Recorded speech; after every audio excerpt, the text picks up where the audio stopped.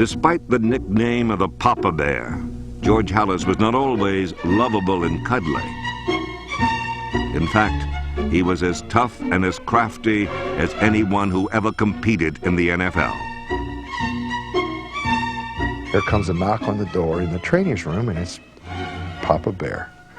And the equipment man answers the door. And he said, "Yes, Coach, can I help you?" He says, "Yes, I'd like to speak to Coach Lombardi. It's very urgent."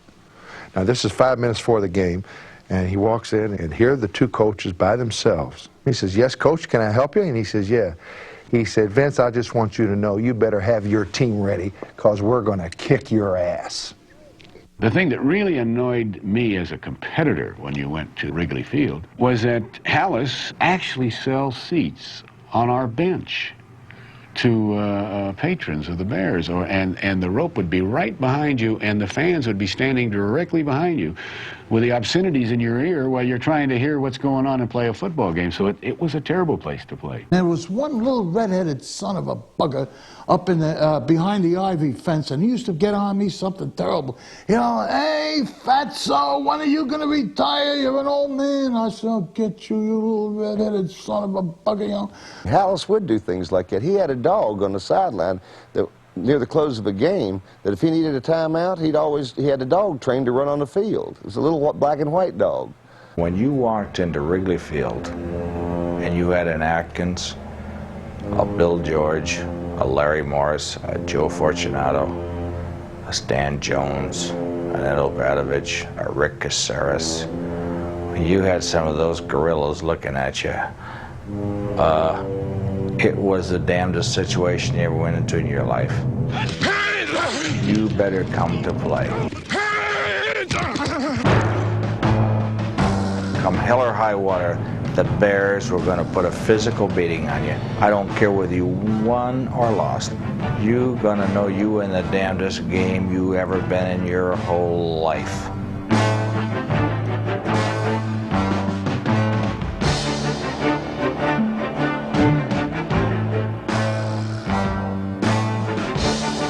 Coming from the college game and hearing this talk, and all these punches being thrown and the kicking and the gouging and the bad mouth that was going on was incredible. I thought, my God, these guys are unreal. And it was just a typical Lions-Bears thing.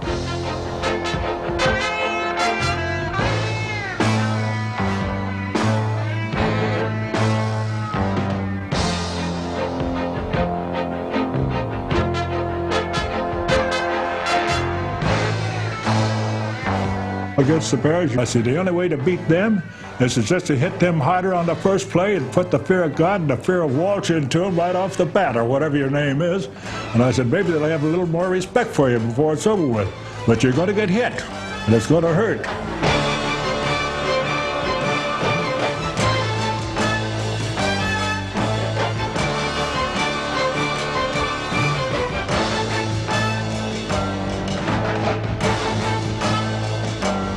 Nicknamed the Monsters of the Midway, Halas's teams wore their toughness like a badge of honor.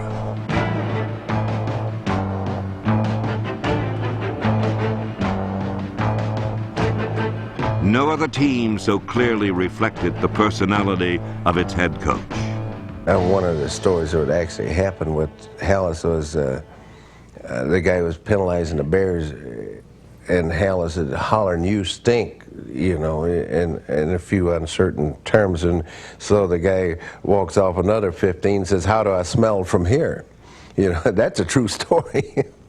He was a tyrant up and down the sidelines. He'd run up there and run down, and he wouldn't stay in his box, and he berated the officials. And his vocabulary during the games, you couldn't possibly put it on tape, because he used all the expletives, you know what I'm referring to, bad words and curse words. And people used to come to Wrigley Field just to see Halas, I guess. He'd stomp his hat, but he'd run on the field, and if he got a chance, he'd probably kick a guy. I saw this overcoated man with his hat run out in the field and literally kick Mac right in the butt.